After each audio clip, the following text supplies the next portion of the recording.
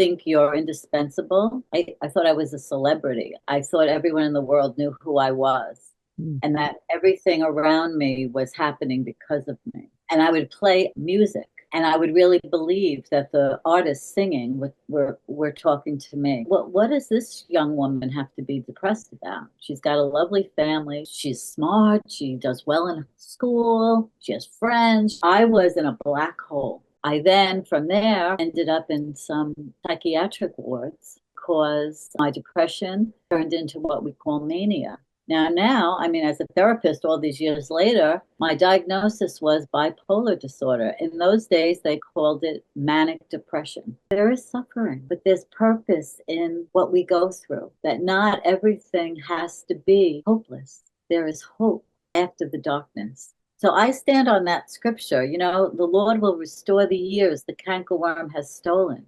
We've all had years that have been stolen Mhm. through illness, through despair, through addiction, through trauma. Yes. God can restore it.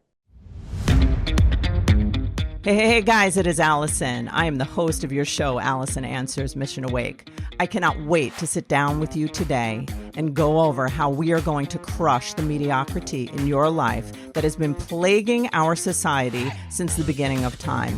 I cannot wait to have a real deal conversation that includes intelligence, fun, excitement, and real actionable steps to make a real difference in the life that you're living now and making it into something you can be damn proud of and excited to live. Sit down, put on your damn seatbelt, and get ready for the ride of your life.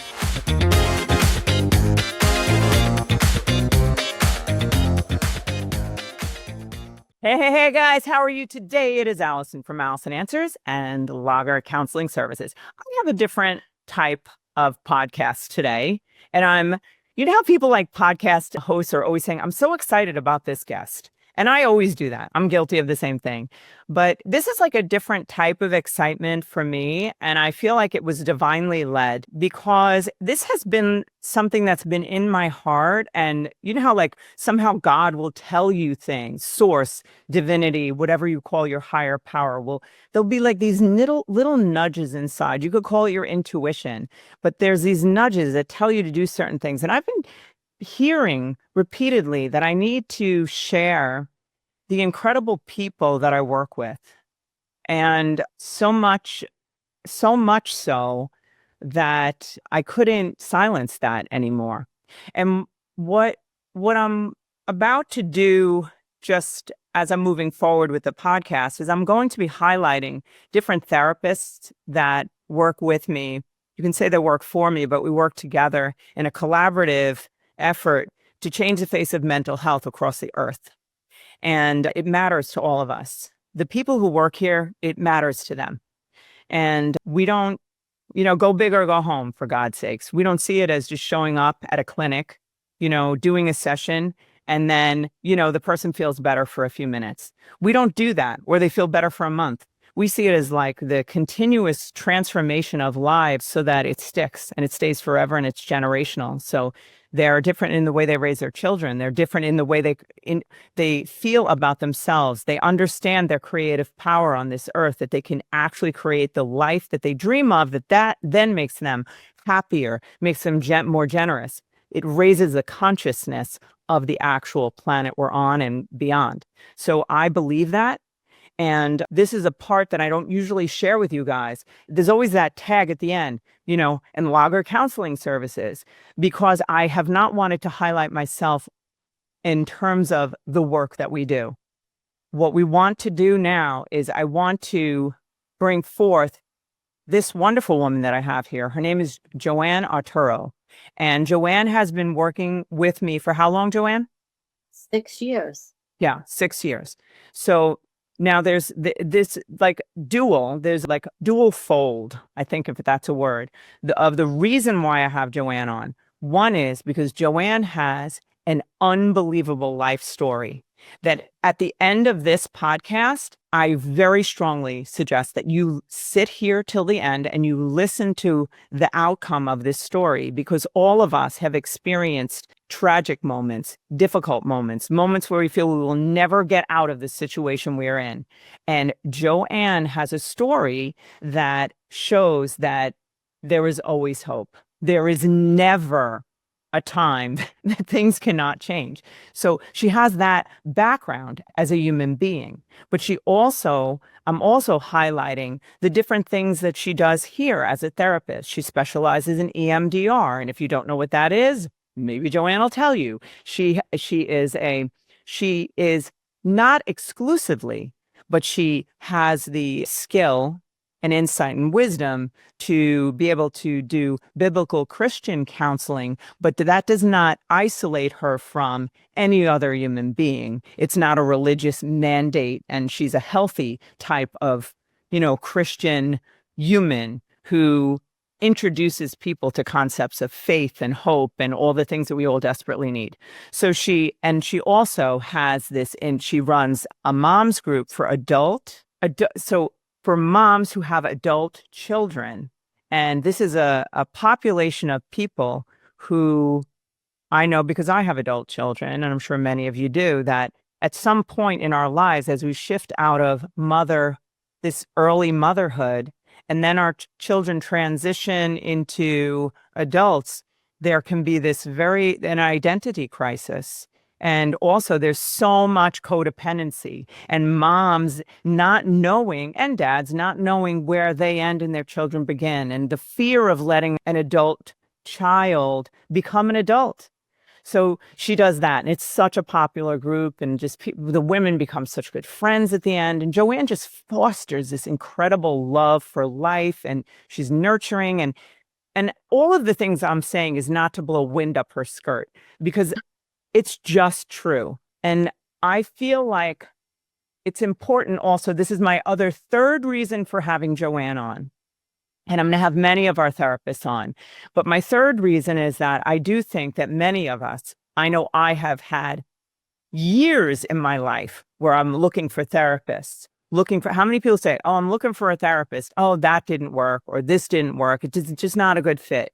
And I feel like it's very, very helpful to understand what therapy is. And that, just think about, even if you're looking for like a girlfriend, a boyfriend, or partner, or like somebody to work for you, it's not instant. Like, you have to really think about who is the kind of person you can talk to. What would make it a good fit? But people become discouraged. I think it's supposed to be this magic process. And I think we could be of great help to people to tell them, like, what is a way in which I find a therapist and know if they're right for me. Just because you go doesn't mean they're right for you. And, you don't want to you just feel like there's something wrong with you if it's not the right fit. And you never want someone who's going to support you in being a victim of any aspect of life, because we can definitely tap into that. So without all of this discussion, I'm going to introduce Joanne Autero, and we will begin with just Joanne saying how you became a therapist, and then we're going to dive into the history of the things that you've overcome. So welcome, Joanne. It's my pleasure to be here.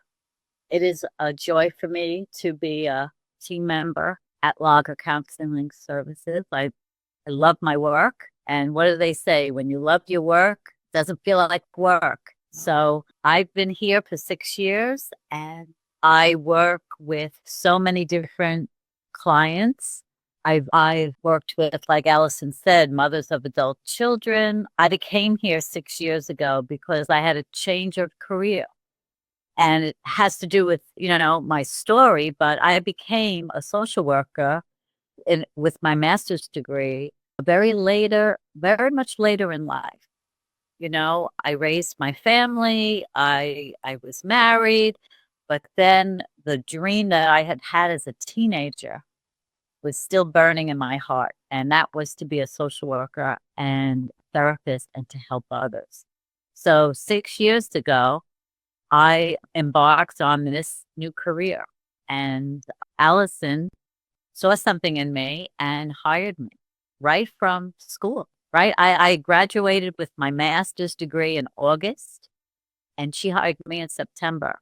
And I've been with her ever since. And I've learned so much about therapy and the world of mental health from Allison. She's been my mentor. But the seed for this type of work was growing inside of me most of my life. I have to say something about this that everyone will possibly relate to. So if you're in a situation in your life where you have a passion, a dream in your heart, it's never too late. And if it's there and it's calling you, it's because it was put there. You know, like the apple seed, there's all the data is in there for the apple tree to grow. So you don't want to miss that call.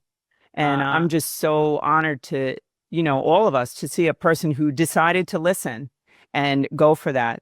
So we're going to segue into all the way back to Joanne's teenage years when she had that original call and what had derailed her from that and how she basically turned it around with the help of God.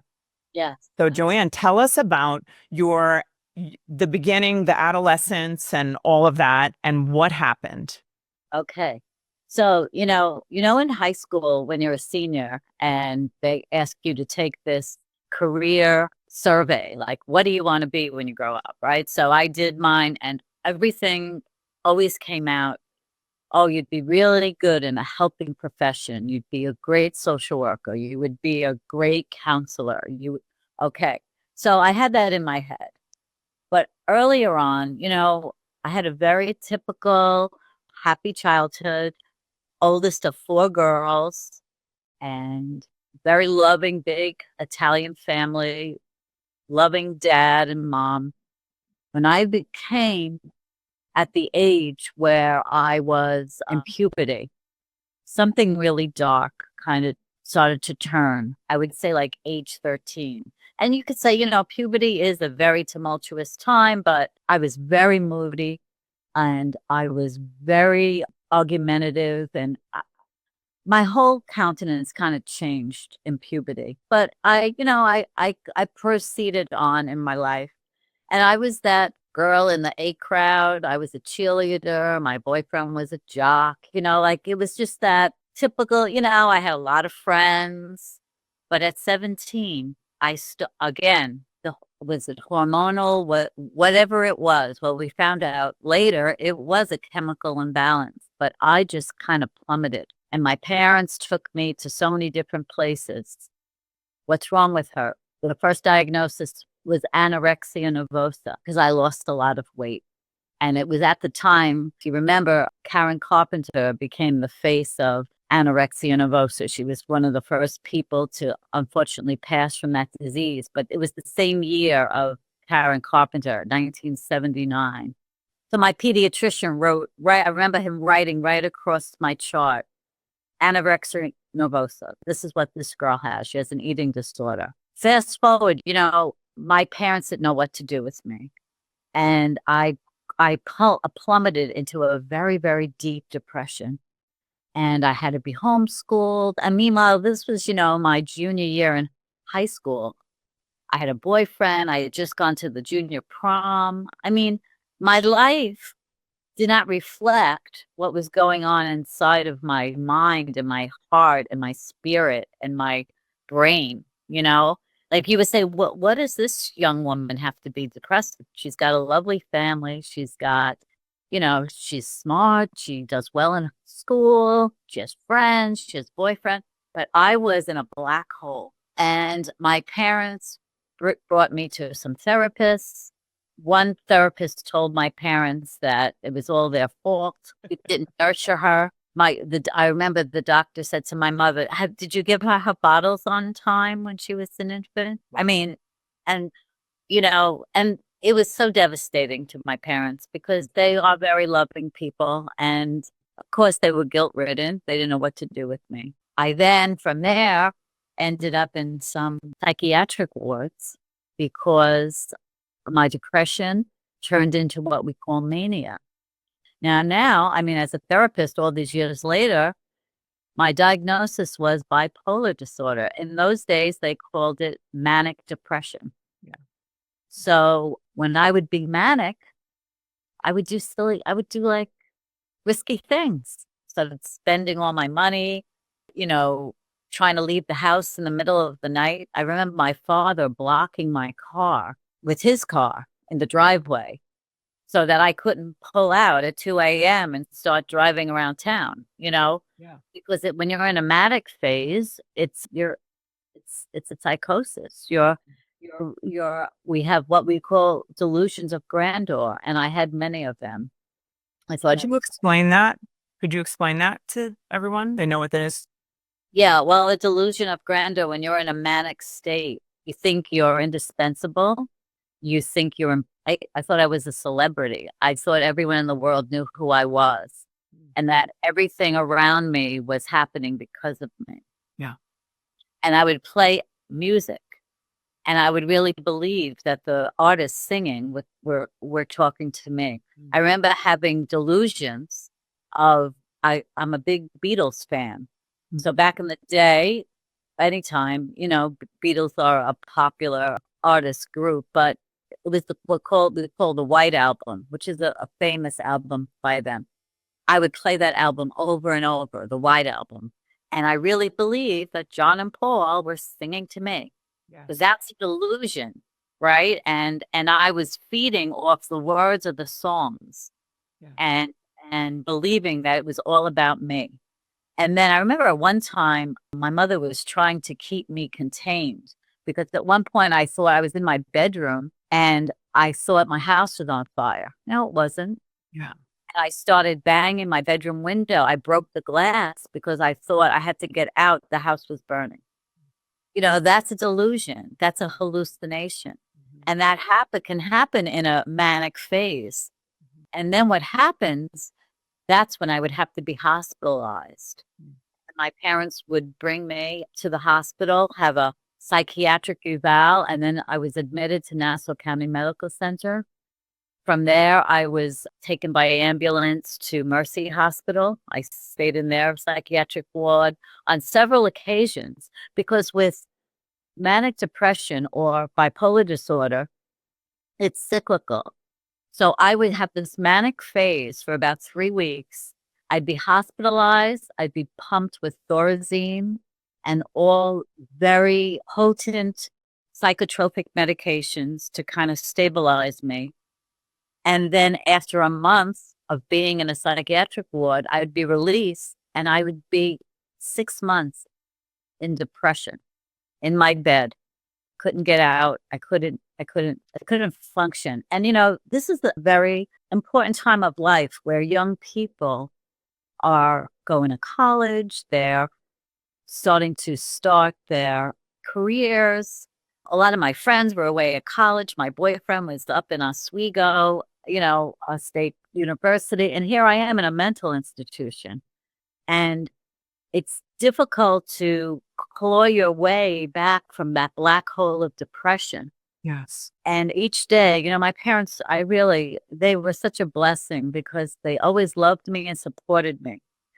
But they like, Joanne, you got to do something with your life. You can't just stay in your room and be depressed. I wouldn't shower. That's another, that's a sign of depression. Yes. And get yourself out of the bed. You can't shower. You feel hopeless.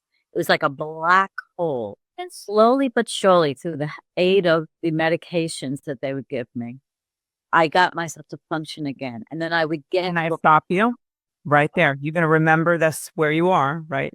Right. But at this point, I want to highlight, because there's a couple of things that you say that are so important.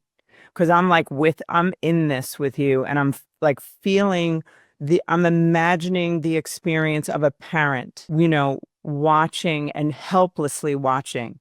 And then I'm also relating, because I've had nothing like this, but I have had days or weeks or something of experiencing depression.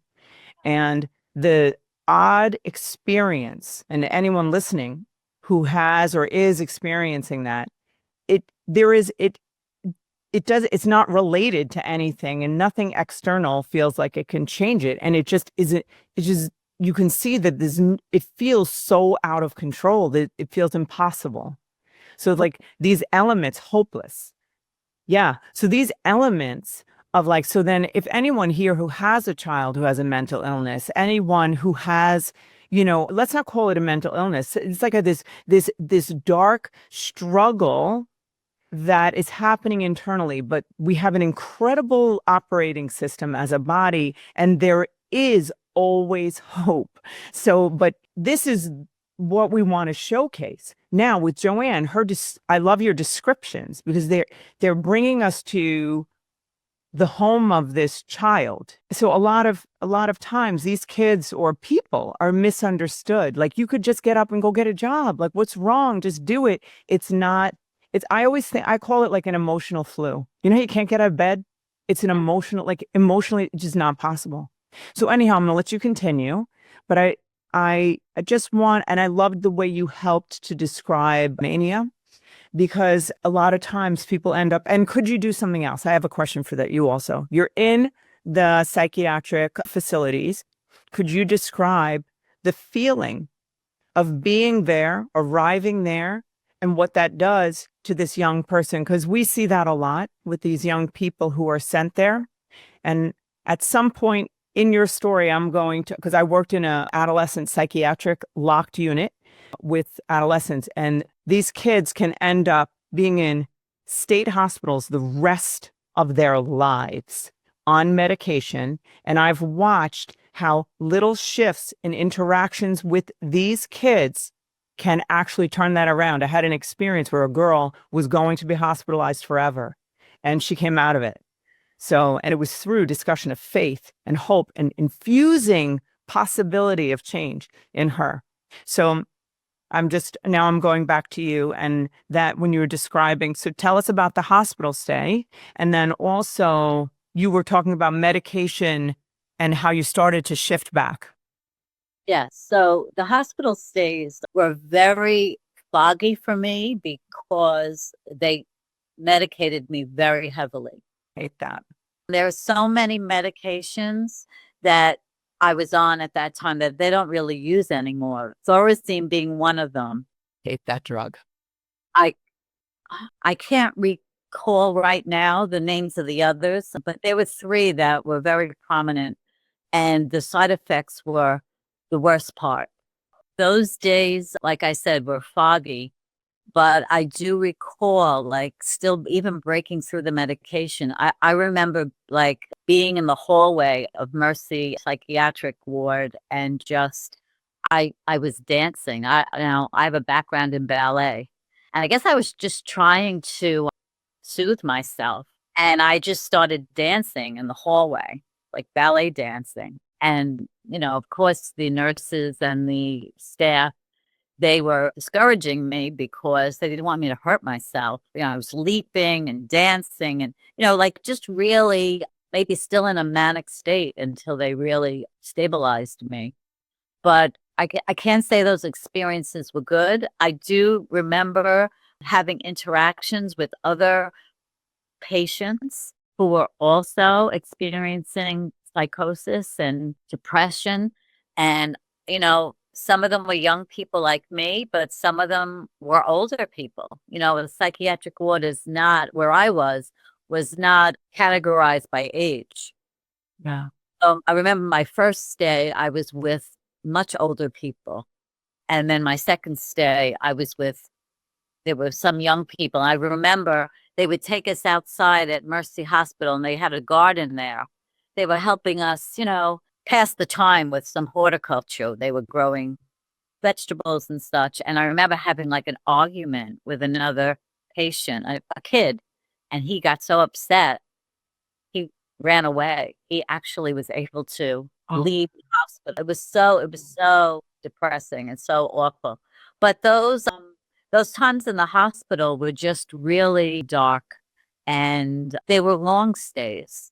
Now when I hear, when I have patients here now, the clients here, and I hear about someone being hospitalized, like at South Oaks, it seems like their stays are much more. Yeah, they're shorter. But I was there for a month at a time. Yeah. Wow. And it was very difficult. It was very difficult. But like I said, I think it was more difficult for my family than for me. Yeah. Because I was so heavily medicated. What do you think that those experiences, how have they impacted you, today, like, even? Well, it gives me a lot of compassion and empathy for those who are misunderstood. Yeah. And who feel helpless in their situation. Hospital stays, I guess they were, when I really look back, I knew it was necessary, like looking backwards, because when you're in a state of mania or even deep depression, you are at risk for self-harm, and you are also at risk for hurting others, right? Because you are not rational. Right. So there is a place for that. Yeah. It's a place for, a locked ward for someone until they can get stabilized. Yes. And a medication would stabilize me, and I would come home. And that was I think, even harder than the hospitalizations, because then it was, now you're on your own, and you're trying to claw your way back. And I think, and what you said earlier about, what others think, I had an aunt, my mother's sister, who would just tell my parents, there's nothing wrong with her. She's just a bad kid, and Yeah. that is a very common Yes. response Yeah. to people who unfortunately are not educated in mental health. Yeah. It can sometimes look that way to the outside. Yes. But I'm very fortunate that my parents didn't share that view of me, That's good. you know? So, to move along from there, like I said, I would claw my way back little by little, and I would get a little job, and then I would feel better. And then the spring would come. Spring was always a trigger for me. Interesting. Springtime came, it kind of like blossomed into the mania part. So I'd be getting along. I'd get a job. I was working as a computer key punch back in the day, computer entry operator. And like in the back of my mind, I said, will I ever get to college? I had to drop out of college with my first episode of depression. And, Did you lose friendships? I didn't. I have to say, people that I was friends with since I've been in middle school are still my friends. I love that. I have girlfriends when I was 12 years old, and they went on with their lives, but they always stayed in contact with me. And in fact, the story really turns talking about faith, because my very best girlfriend, Maureen, her mother used to call my mother and say, could I take Joanne to a church service? Now, I was raised in the domination of Catholicism, so my church was always part of our lives. And even through my illness, my mom took me to a healing mass at our local church. So faith was always something that was part of my life. But this friend's mom asked if she could take me to a little different kind of church service, a Pentecostal church service. And it was new to me, but I said, I'm so desperate. I'm going to try anything. Like, I believe in God, and if God is here, he's there, and I'll try it. Well, I went with my girlfriend's mother, and I really liked the services, and I liked the music, and it became something that I found very edifying. And at the same time, I was seeing a psychiatrist for medication, and I was seeing a therapist who was helping me cope with the day to day and my feelings, and trying to get my life as a 22-year-old back on track and start a life, right? So these church services were really inspiring to me. And one day the pastor said, we're going to have a healing service, and I'm going to ask people to come up and tell me what it is that's ailing them, and I'm going to pray over them. So I thought, oh, this is great, because my life became very cyclical. The mania, I would land in the hospital in the spring, and then get out of the hospital and spend like 9 to 10 months getting back to a place of normalcy. And then even on the medication, Yes. must have not been the right medication. Yeah. Look back out. Yes. But the cycle, it would start again. And then I'm watching all my hip friends. They're graduating from college. They're traveling to Europe. They're getting, involved in, long-term relationships. And here I am going from the hospital to depression, crawling my way up, getting like a menial job, and then losing that job because I'm in that mania state again. And I'm back in the hospital. I said, this is no way to live. I have to ask you something right there. You're in that, you're at that moment. This is before you get to your church to get to that healing mass. Was there, throughout those cyclical processes, was there a part of you that believed that it would be this way forever? Yes. So I just want to highlight that for one moment. One of the things that happens psychologically to a child, Joanne at this point is no longer a child, she's a young adult. But I want to highlight this for anyone who's listening. So I ask people to make sure that they notice this in their life, even if you're in a small situation that feels really bad, but you start to notice the typical response for a child who doesn't have any evidence of change, nothing to look back on. They believe that when they're in a hard situation, that this is life and it will stay this way forever. What ends up happening is that when we are in dark situations, not this extremely dark situation like Joanne, I'm talking about these micro things in our life. Just take note when you feel really badly and ask yourself the question, do I believe that this will stay this way forever? And I would like to highlight that it never does.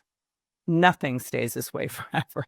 Hey, guys, how are you? Isn't that amazing? This story that we're hearing on this show is great. I want to just give a shameless plug of my book. I would really want people to have a good look at my book and to understand what it really is. I used to be ashamed to plug my book. And then I realized, how is that right? To keep the information, the 30 years of experience that I have, the 8 years of education, the trauma that I grew out of and learned how to manage and how to manage emotion, all the training I've had in neuroscience and quantum physics. How can I keep that from the public? So it's not, I used to think it was like something I should, be humble about, but being humble is silly when you're keeping things away from people that they need. So what I want to tell you about my book, and I hope that you do get it, because I think it will really help you. I've gotten a lot of tremendous feedback about my book and that it's really, really of great value to a lot of people. And what it is, it's an interactive read, and there's inside of it, there's journal entries. So as I'm teaching and going through the book and teaching you how to create the life you want by understanding how you're wired, how your thoughts, feelings, how your words, how thoughts are things, and the neuroscience behind it, and how we are programmed from the time we're 0 to 7 years old to live a life of mediocrity or a life of poor design because of meaning that we attached to events when we were children that just became our programming. What I want to tell you is that there is a way out, and it's a simple way. It's very simple. I believe in the simplicity and the grace in healing, and that it doesn't have to be a big work. So I would love it if you'd get my book. It's a best-selling book on Amazon, and it's my first. And I encourage you to get it. It's called The Wake Up Call, an interactive read for building the life you want. I don't think you'll be disappointed. Thanks so much for being on the show, and let's get back to it. So I did believe that it would stay that way. And in fact, one of the very first doctors that my parents took me to told my parents that she's going to end up in Soho walking the streets. Can you imagine telling the parent, 17-year-old girl that? No. Therapists out there, any therapist out there or anybody at a therapist anywhere that prophesies or projects over your life an outcome that is dark, leave, walk away. Don't listen to that, because we have there is always hope. That's right. Mm-hmm. And my parents, that happens. My parents never went back to him. Good. So, hearing this hope from the pulpit, I was ripe for it, because I was hopeless. And I was, I wanted to live the life that I always thought I would have, right? I wanted to grow up. I wanted to have a career. I wanted to get married. I wanted to have children.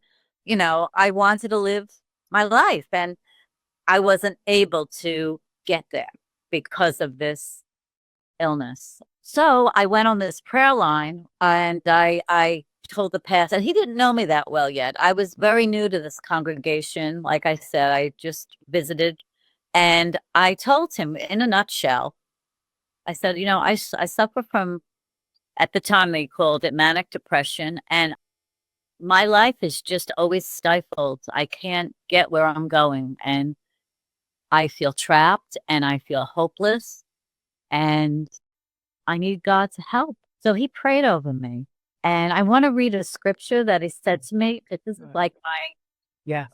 just a little, he said to me, I will restore to you. He said, he quoted this from the Bible. He said, as if God was talking to me, right? So I will restore to you the years that the swarming locust has eaten, the crawling locust, the consuming locust, and the chewing locust. My great army, which I will set among you, you will eat and be plentiful, and you will be satisfied, and you will praise your God.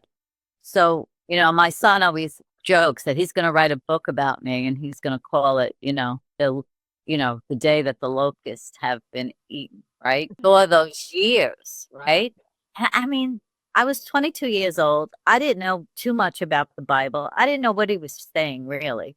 Yeah. But I did remember those words, and fast forward, from that moment, nothing changed, right? So I went along with my life and I started I was still going to my therapist and my psychiatrist. And then one day the therapist said to me, Joanne, something is completely different about you. I see a lot of progress. I see growth. She goes, I don't think you need to come here anymore. She goes, and I don't think you need the medication. This is what she said to me. So I said, well, I did have an experience, like a spiritual experience. She said, well, honey, that's experience. I could see the change in you. Wow. The psychiatrist agreed with her and took me off the medication that I was on. That never happens. I know. Right? That's a miracle in and of itself. Yeah. Yeah. And not that we would recommend that. No. We're not recommending that. Right. Right. Because, we never recommend someone just goes off their medication. But again, I was under the doctor's care. It wasn't like I decided to myself off medication. He agreed. I think, of course, he did titrate me off and they watched me. And she really felt that I didn't need to come any longer. Okay. So fast forward, never had another manic episode or a depressive episode. I'm 63 years old. I was 23 at the time. Look at that shit. 40 years ago. Unbelievable. But, going back to the promise from that pastor who quoted these words, I will restore the years. Okay. So the rest of my life is that. He restored everything in those 6 years that I suffered from. Shortly after that, I met my husband, who I've now been married to for 38 years. He has been a source of strength. He's my pillar. He's my rock. I still have my beautiful family, always very supportive. I gave birth to 2 sons who I raised. And all along, everyone was always watching. When is she going to tip over? Yeah. Especially when I was pregnant with my first son, because they thought the hormonal shift in my body would then regenerate this mania or this depression. And I didn't have postpartum depression. They were watching me. I had all those years of good mental health. And we raised our family, fast forward, and I was a stay-at-home mom, and I started a daycare business in my home so that I could be home with my sons. And it really worked out well. And we bought our house and, life went on. And then, when my sons started going to college, I said, what about that? I wanted to be a social worker. I put my whole life on hold during this time of illness. Like I didn't get to like be the 22-year-old college graduate. Like I was in a mental institution. So my husband said to me, Joanne, if you want to go back to school and get your degree, do it. The boys have grown. They're in college. He goes, and he used to always joke, I'm paying for their college. We'll pay for your What the hell? It's a free sample. let's just everyone get a college degree. I did it very slowly. I started working in special education as a teacher assistant at Nassau BOCES. So I would go to school at night and I just, Allison always says this phrase, left foot, right foot. And that's how it Yep, that's it. incrementally. I started with one class, and then the next semester I added another class. And then before you know it, I had an associate's degree. And you know what? At Nassau Community College, that's where I started. And they would always have these scholarships. Yeah. You were in NASA, you get a scholarship. I picked a scholarship, second chance scholarship. I wrote my story. Do you know that they gave me a $5,000 scholarship and a luncheon at a restaurant in Westbrook? They said, your story is an inspiration. It is. Because you're never without hope. Mhm. This is something that was able to be turned around. What we start with, we don't have to finish with. And that's what I tell my clients now. Yes. I got a master's degree very late in life. Mm-hmm. I always hear about people who bloom, sometimes we bloom a little later. Yes. And sometimes we go through things in our lives that maybe is there for a purpose that we might then use incrementally to help others.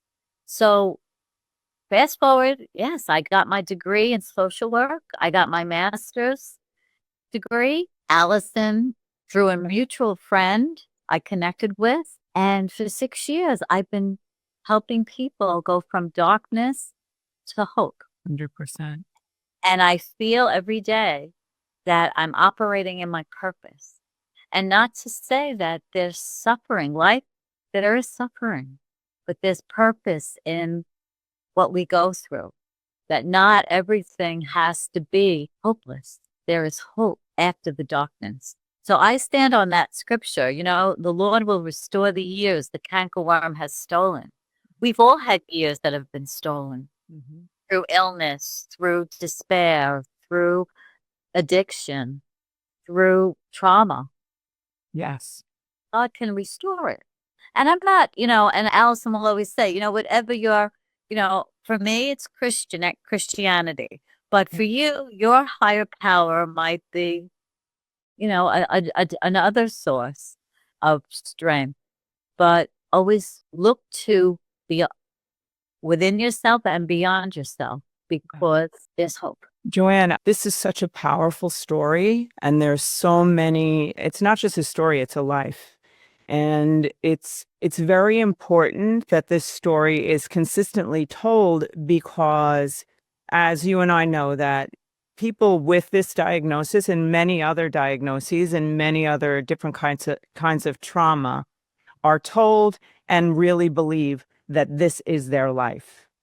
And we, not typically, as counseling centers, we don't believe that.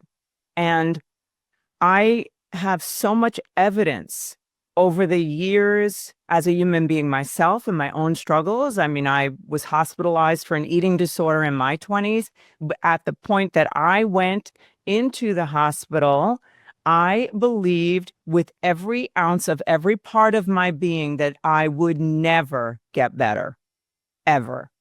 So what happened to me is that I have zero eating disorder. And the story that most will tell you is that you're always recovering and you're never recovered. And I just would speak to that I think we're all recovering in the fact that as long as you're committed to daily growth, then that's the recovering from just, it's just growing. But what I want to say about that is that when I started to tell, I couldn't keep my mouth shut, because when I felt better, And I would be like in a meeting with other people who were like, couldn't stop putting their finger down their throat and throwing up and getting throw up in their face and hating themselves and the disgusting life of how bad you just want to shave your head because you hate everything about yourself. Like telling people, hey, you know what? I got better and I never thought I could. And like, so the thing is that we have like this variety of people here who've had different, like really traumatic experiences. And I do believe that God looks at, the higher power looks at these different circumstances in such a way that he doesn't look at pain the same way we do. You think about anything in your life that, gave you the ingredients of pain, it's really what you do with those ingredients. Because if you take that shit and you bake it up into a great, unbelievable pie, you can actually do that. And I'm going to say this, like, it just keeps coming to me, this one little story, which I just never really tell, but I'm going to say it because I feel like it is so attached to this and maybe somebody needs to hear it. When I worked in this psychiatric locked unit doesn't matter where, I worked there were all these adolescents, and medicated, and violent, And one of the things, there's a few highlights that stand out to me. I was young. And it was a kind of a dangerous environment. And one of the things I learned there was that kindness and love, no matter how dangerous a person is, now don't try this at home, if you like them and you care about them genuinely, they're not going to hurt you. Now, somebody could get delusional and hurt you. So I'm not saying that couldn't happen. You have to be wise. But I did learn that as a young woman. I would kid around with the other staff. I'm like, they're never going to hurt me because I like them and they like me. We have a relationship. So they would laugh, it's because I thought I was great. But anyhow, the other part of it is that one of the things that happened was there was more than one of these, but there was one girl who could not stop harming herself. She could not stop being hospitalized. She was over crazy medicated. She was sick, mentally ill since young, like 13. She's in this psychiatric unit. And I was regularly on suicide watch for her. So I'd have to sit at her door, and just be there and talk to her. And I loved that because I felt like it was God's opportunity for me to just spend time with this girl. And I just started introducing the idea to her. She knew that she thought she knew that she would always be hospitalized. She thought she would never have a life. And she was told that, and everybody told her that. In our team meetings, they said that. It's just a matter of time. She's in New York State. She's a hospitalized person forever. So I would say no. I'd say it inside. I'd say it outside. I'd say it to her. I say, you get to decide. I said, it doesn't have to be like this. What do you want it to be? And I would just talk to her. I said, there's always hope. And I would say to her, hey, listen, I want to tell you this. I know you can get better. I'm certain of it. So sometimes there's something about certainty and faith. And we can infuse that in another person. We try to do that here, but the person has to believe it. So like what I mean by the person has to believe it, the kid didn't have to believe it. I needed to believe it. And I did. And so, yeah, right? So I would say, listen, doesn't matter if you believe it, I know it. And saying it over and over again to this little girl, do you know that this little girl was a short time, like a month, this girl was not hospitalized, not on medication, and literally went on to get married, have children. She moved to another country, but she was a shining star. She just needed someone, a voice, sound waves to get into that body of hers to realign the molecules in her brain that said, no, it's not that way. And it works. Yes. Yeah. I just want to interject something on those lines. I work with a lot of women. So a lot of my clients are moms. Like Allison said earlier, I facilitate that group for moms of adult children, but I also work with moms, of younger children. And, many women are on my caseload.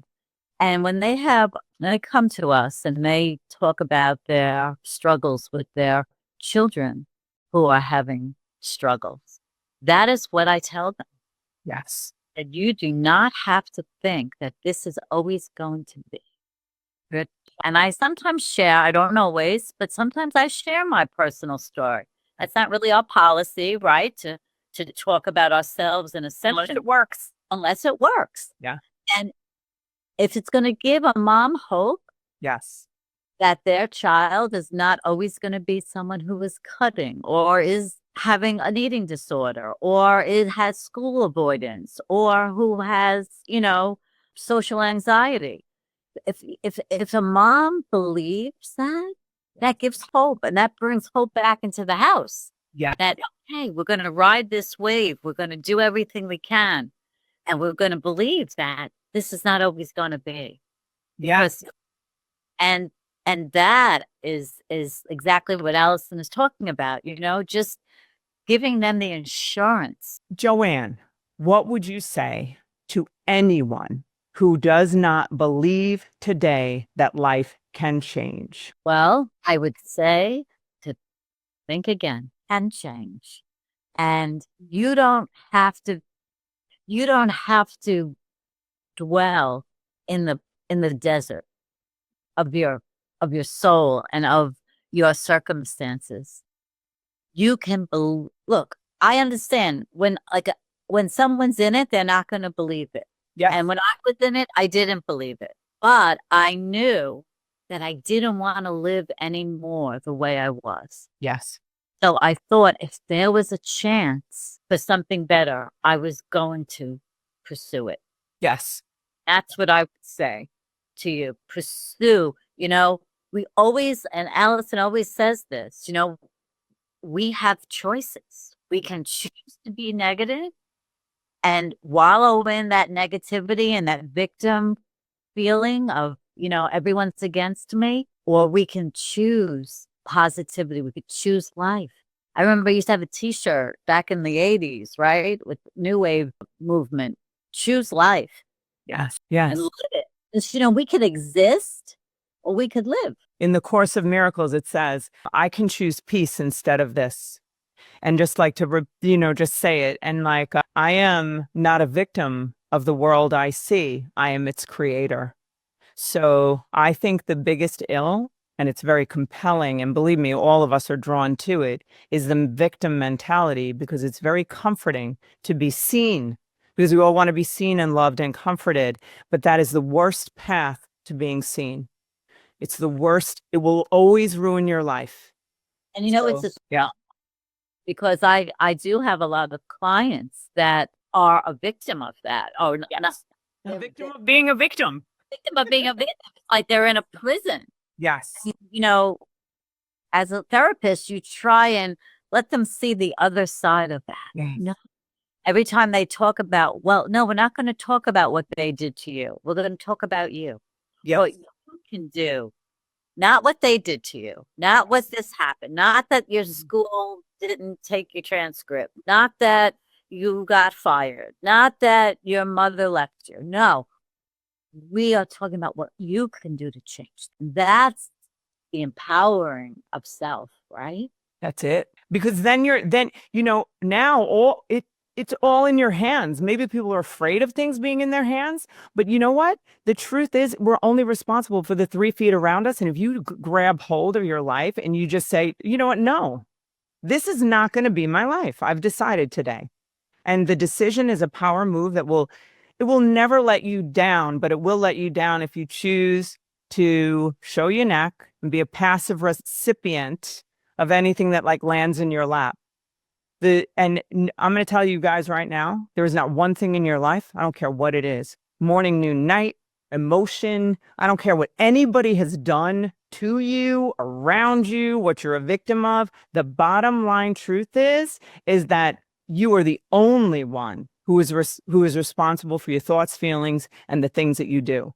And the sooner you get that and start taking ownership of that, you can understand and not like what people do or have done to and around you.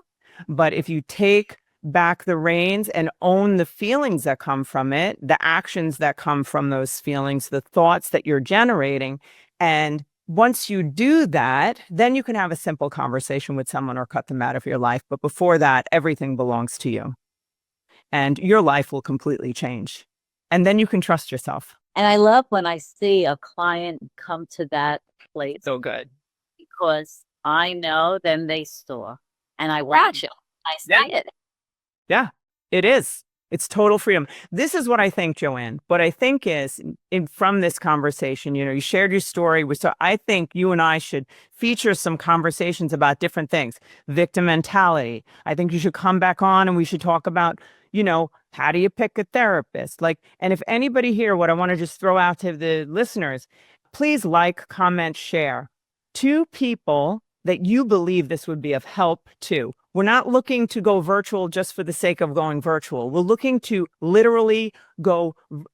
I do not monetize this podcast. The only payment that I ask for from you is that you share this with someone who will get a life change from our payment. I used to tell clients that we didn't charge. I would say, my inheritance is your freedom. Yeah.